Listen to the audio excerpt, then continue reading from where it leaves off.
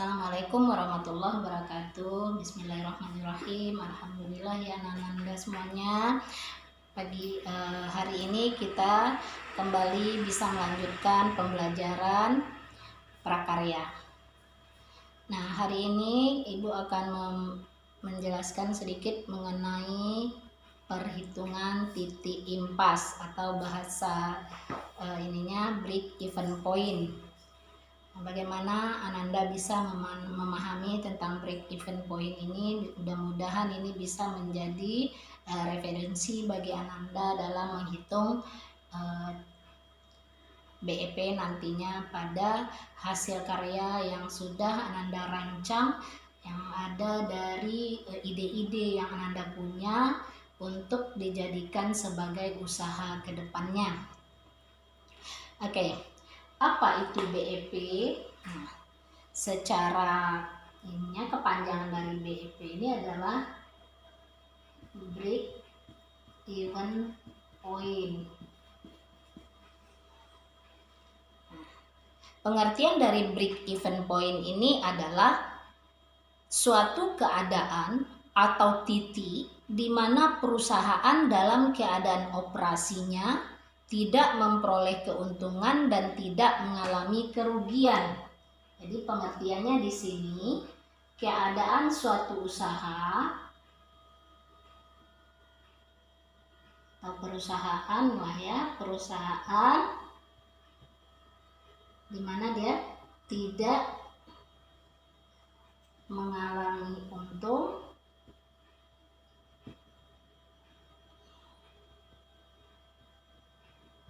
maupun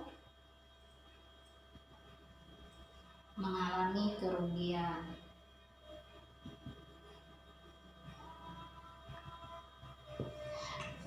Di sini singkatnya gini, jumlah laba dan biaya perusahaan dalam posisi yang sama atau seimbang, sehingga dalam prosesnya tidak dapat untung dan tidak dapat rugi. Jadi laba dan biaya yang dikeluarkan untuk sebuah produksi barang itu berada dalam keadaan seimbang. Nah, ini juga dipertegas oleh seorang ahli Sigit tahun 2002 mengatakan bahwa analisis break even point atau BEP adalah suatu alat atau teknik yang digunakan oleh manajemen untuk mengetahui tingkat penjualan tertentu perusahaan, sehingga tidak mengalami laba dan tidak mengalami rugi. Jadi tujuan BEP ini bisa juga kita artikan bahwa mengetahui tingkat penjualan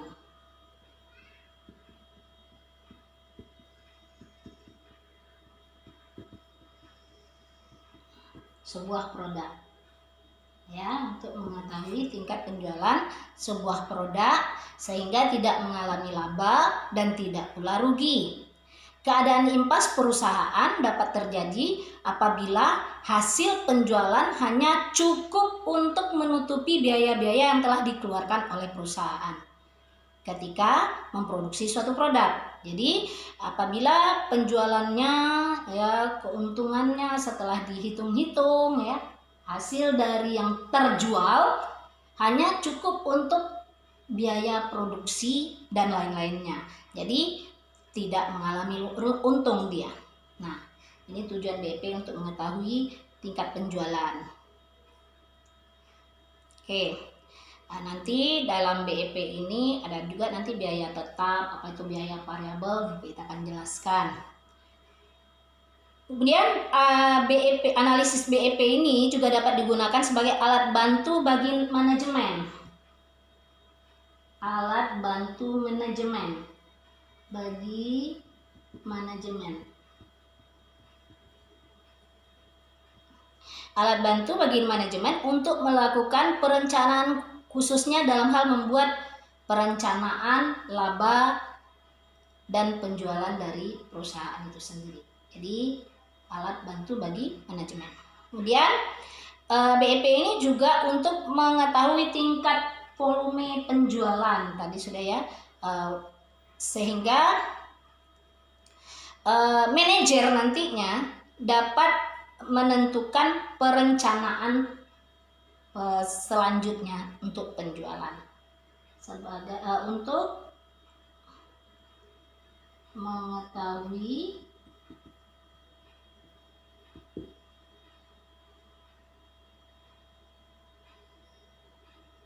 perencanaan penjualan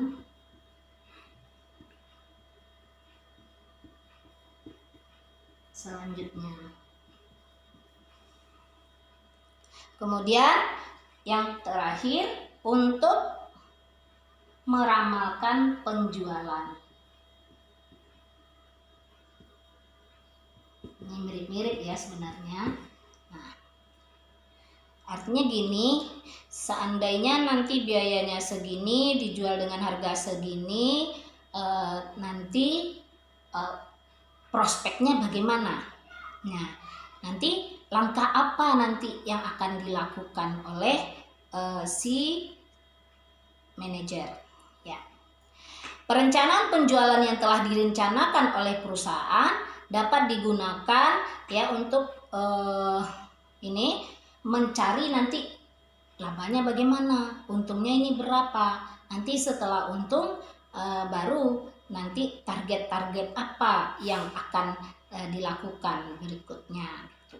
Ya, jadi itu ya biaya-biaya yang digunakan untuk memutuskan harga itu tidak sembarangan menentukan harga sebuah barang. Jadi dihitung dulu si detail-detailnya.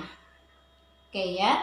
Nah, bagaimana cara menghitung BEP itu sendiri? Nih, ada perhitungan khusus ya. Kalau secara umumnya ada beberapa hal yang harus kamu pahami dulu. Itu pertama harus tahu itu fixed cost ya. Apa itu fixed cost ya? Fixed cost ya, atau biaya tetap. Kemudian ada kamu harus paham juga variable cost, biaya variabel ya. Kemudian baru yang paling penting adalah selling price, harga jualnya berapa, Oke. Nah, 3 hal ini yang menentukan BEP itu atau menghitung BEP. Nah, bagaimana cara menghitung BEP? Nah, ini tadi BEP dihitung dengan konsep biaya tetap fixed cost dibagi dengan harga selling price dikurang dengan variable cost. Nah, itu aja. Jadi cara menghitung BEP adalah fixed cost biaya tetap dibagi dengan selling price dikurang dengan variable cost. Ya. Nah, nanti kalau ini hasilnya bagaimana? Hasilnya dalam unit. Ya, dalam unit artinya dihasilkan 100 biji, dihasilkan 1000 unit, baru nanti dia tidak untung tidak rugi. Kemudian secara rupiahnya bagaimana? Ini secara unit ya, ini untuk unit. Nah, nanti ada yang BEP rupiah. Uangnya berapa? Atau nanti di sini dihitung berapa modalnya gitu. Nah, mirip ya. Fixed cost biaya tetap dibagi dengan 1 kurang variable cost per selling price tadi. Oke, nah sekarang kita coba ke contoh kasus ya, satu buah contoh kasus. Nah, ini kita coba menghitung-hitung BEP salah satu usaha yang nanti bisa juga sebagai contoh bagi Ananda untuk menghitung apa yang sudah Ananda rencanakan buat kemarin. Kira-kira kalau dibuat itu hasilnya dibuat berapa buah baru akan menghasilkan nilai jual yang menguntungkan bagi Ananda. Nah, ini juga bisa dipakai dalam produk-produk lain, tidak hanya dari apa yang sudah Ibu buat. Kalau di IPA sudah masalahnya bangun datar, kalau di IPS itu kita minta Ananda buat alat elektronik yang energi listrik bisa menghasilkan energi gerak. Nah, itu nanti bisa juga dipakai, tapi ini salah satu contoh sebuah perusahaan ya, namanya dianggap ini perusahaan, ini contoh ya, perusahaan usaha bersama misalnya ya, nama perusahaannya usaha bersama. Kemudian dia merencanakan punya pabrik ya, dengan ketetapan yang pertama fixed cost-nya itu 140 juta. Ini besar ya perusahaannya akan dibuat. Nah, terdiri dari apa saja? Nah, misalnya ini ya, biaya gaji karyawan dan penggaji karyawan. Nah, gaji karyawan misalnya dia anggarkan 75 juta ya. Kemudian dia pakai mobil ya, nanti ada biaya penyusutan mobil. Ini dianggarkan 1.500.000. Kemudian asuransi kesehatan, ke BPJS atau apa gitu ya, tapi dia tetap menganggarkan nanti terjadi sesuatu pada karyawannya, dari sini uangnya diambil, dianggarkanlah 15 juta. Oke. Kemudian untuk kantor, biaya sewa gedung kantor, biaya sewa kantor, dia anggarkan misalnya 18.500.000 gitu ya. Kemudian dia anggarkan lagi biaya sewa pabrik, dia masih ini buat pabrik, dia barangnya besar produknya, jadi sewa pabrik dia 30 juta, ini per bulan semuanya ya. Nah, ini rinciannya yang 140 juta. Yang kedua, variable cost. Terdiri dari variable cost ini hitungannya per unit. Ya, ini hitungannya per bulan keadaan, ini per unit barang. Jadi itu bedanya ya. Nah, dia menghitung variable cost-nya 75 juta. Bukan 75.000 ya. Maaf, 75.000. Variable cost-nya 75.000 karena ini per unit. Apa aja itu per unitnya? Yang pertama biaya bahan baku. Biaya bahan 35.000 per unit. Tenaga kerja ya, biaya tenaga kerja langsung, misalnya tukang angkat yang bukan pegawai ya, tenaga kerja langsung. Ini bukan pegawai yang di atas tadi, ini misalnya tukang angkat, tukang ini ya, yang pegawainya tidak tetap gitu ya, 25.000. Kemudian biaya lain-lain, nah, ini tak terduga ya,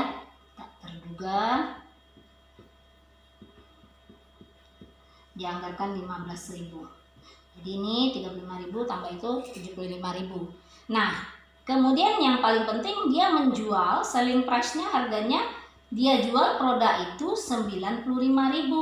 Artinya gini, jangan nanti Anda variable cost-nya 90.000, harga jualnya 80.000, ya enggak bisa.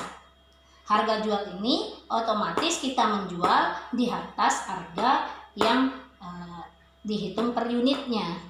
Tuh hati-hati ya. Jadi sekarang kita hitung bagaimana BEP dari perusahaan usaha bersama ini, di mana titik impasnya, di mana dia tidak untung dan tidak rugi. Nah, tadi fixed cost 140 juta, variable cost ya dan selling price. Jadi fixed cost-nya 140 juta dibagi tadi apa namanya 95.000 selling price ya, dikurang 75.000. Nah, dapat 7.000. Jadi BEP unit dia 7.000. Artinya apa? 7.000 dia produksi. Misalnya ini dia buat baju kaos ya, atau sepatu ya. 7.000 sepatu dia buat, baru dia tidak untung dan tidak rugi. Nah, berapa kira-kira yang dia perlukan biaya untuk tidak untung dan tidak rugi ini? Nah, kita hitung BEP rupiahnya. BEP rupiahnya 140 juta tadi dibagi 1 dikurang maaf ya, tadi itu Ibu bagi juga ya. Dikurang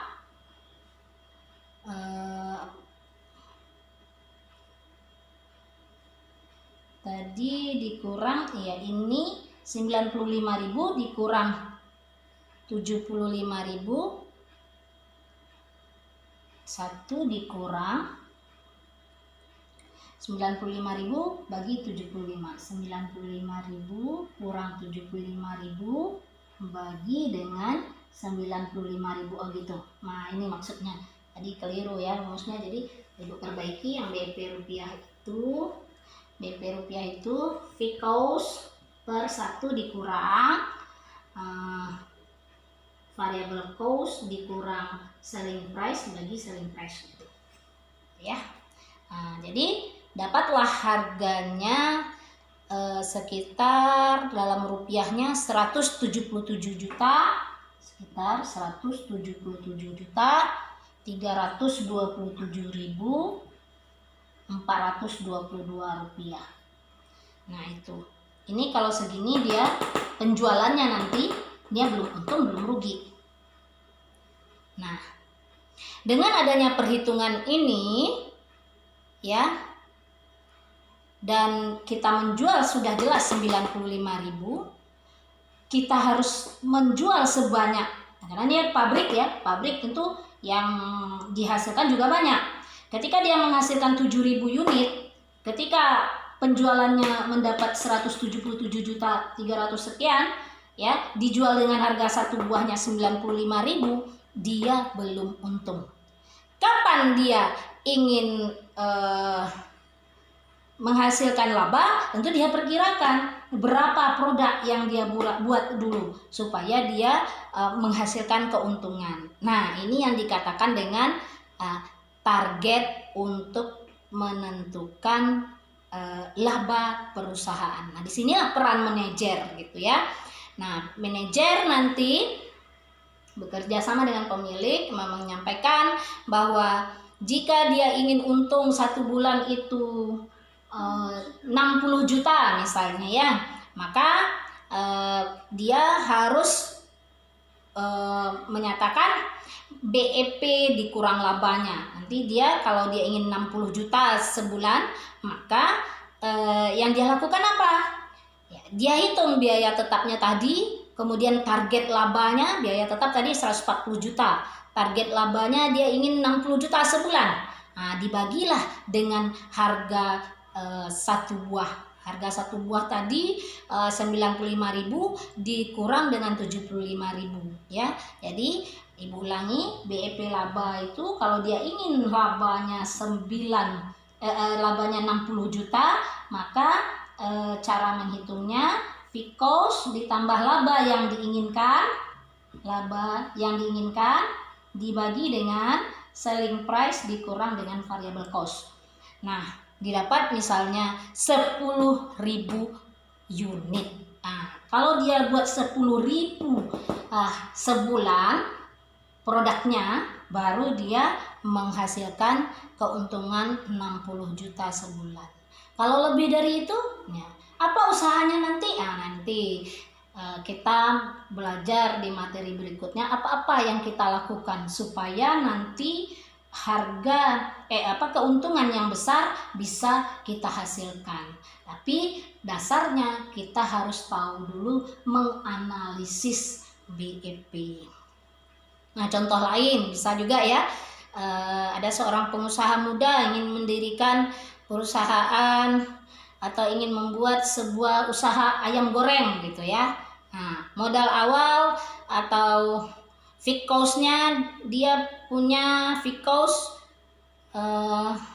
dia tetapkan 5.423.000. Setelah dia hitung-hitung dari mana 5.423.000, misalnya peralatan masaknya 1,5 juta, gerobak etalase 2 juta, meja kursi meja kursi ya, dia mungkin buat kedai ini 1,5 juta, peralatan makan minumnya 350.000, spanduk gitu ya. Namanya juga berjualan harus ada fixed cost. Itu biaya-biaya yang dikatakan menjadi biaya tetap, biaya-biaya yang tidak akan berubah selama dalam 1 bulannya gitu. Kemudian dia targetkan variable cost-nya. Variable cost-nya dia tetapkan per potong ayamnya biayanya 6.550. Dari mana? Ini misalnya ini ya, daging ayam per potongnya dia hitung 3.000 gitu ya. Kemudian bumbu ayam per potongnya 250. Kemudian plastik, kertas, pembungkus dihitungnya 150. Kemudian 150 rupiah ya. Minyak gorengnya per 2 hari 24.000, berarti 1 hari 12.000. Kemudian karyawan per bulannya 1 juta misalnya. Sewa tempat 300.000. Listrik per bulannya 200. Listrik sudah dihitung-hitung per ininya, nanti per bulan 230.000, dibagilah per banyak nanti itemnya. Kemudian sewa tempat juga per bulan 300.000 ya. Dia target sebulan misalnya dia 600 buah, 600 ayam ya. Jadi daging ayam per potong 300 kali lah 600 nanti 1.800.000. Bumbu per potong ayam dihitung 250 ya, per bulannya 150.000. Kemudian plastik semuanya tadi sudah Ibu jelaskan. Jadi biaya produksi dia targetkan awalnya 600 potong ayam per bulan, jadi 3.930.000. Nah, biaya produksi per potongnya 3.930 dibagi dengan 600 tadi, dapatlah 6.550. Itu dihitung detail. Berapa target penjualannya? Dia ingin jual itu per potong ayamnya 8.000 misalnya. Nah, break even point-nya berapa? Nah, harus dia buat 3.740 BEP-nya. Artinya 3.740 itu dia tidak untung, tidak rugi.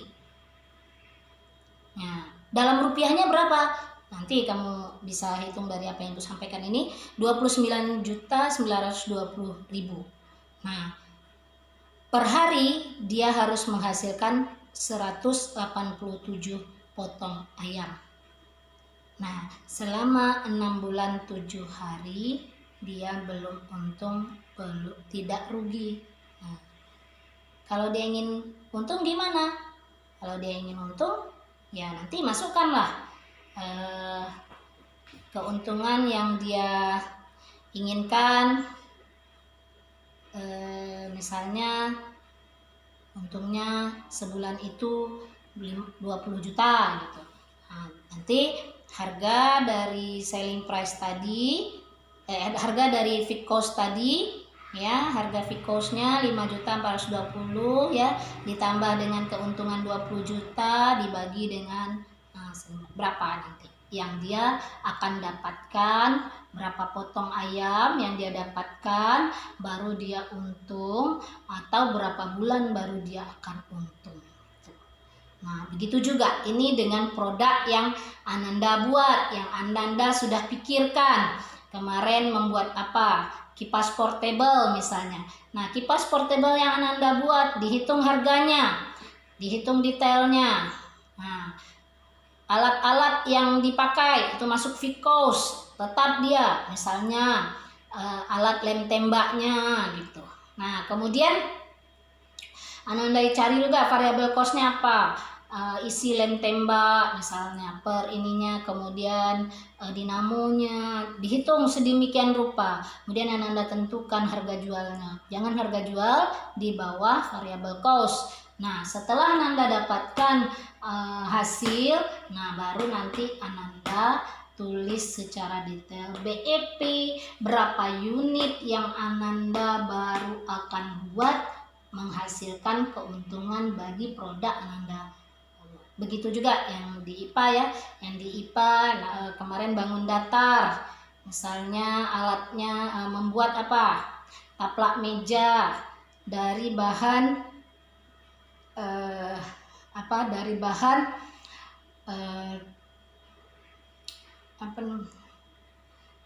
dari kain perca, atau kemarin ada yang membuat dari tali kurs, atau yang membuat dari rajutan.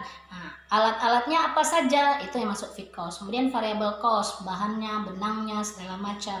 Kemudian ditentukan harga jualnya. Nah, berapa produksi yang Anda buat baru Anda akan menghasilkan.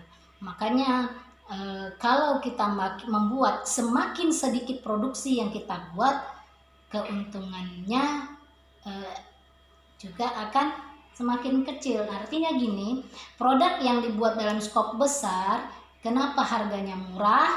Ya, karena dia hitungan BEP-nya sudah jelas. Kalau dia produknya dihasilkan, misalnya kenapa ya kalau tas rajutan itu harganya jadi mahal ketika kita lihat yang rajutan dari pabrik kok murah gitu. Nah, itu salah satunya karena bahan pabrik buatnya skopnya besar, sehingga keuntungannya itu dia sudah hitung, makin banyak produksinya makin sedikit fixed cost yang dia tanggung. Kalau sedikit fixed cost yang dia tanggung, artinya dia modalnya juga tidak terlalu besar, sehingga dalam menghitung variable cost itu juga bisa dilihat dari bahan-bahan yang digunakan. Makin besar produksinya, bahan-bahan yang digunakan juga akan semakin mudah dibeli dalam skop besar dan harganya jauh lebih murah. Itu ya penyebab kenapa barang-barang yang dihasilkan dari pabrik ataupun skopnya sudah besar itu harganya jauh lebih murah. Makanya kita ya Ananda nanti bisa jadi apa yang Ananda buat sekarang ini Ananda pikirkan, baru ide-idenya ini sedikit, nanti kalau saya buat ini menjadi usaha yang besar ya, Ananda nanti harus hitung dulu BEP-nya, skopnya besar, berapa akan menghasilkan keuntungan bagi Ananda. BEP ini sekali lagi adalah titik impas di mana sebuah usaha itu tidak rugi dan tidak untung. Oke, itu saja dari Ibu.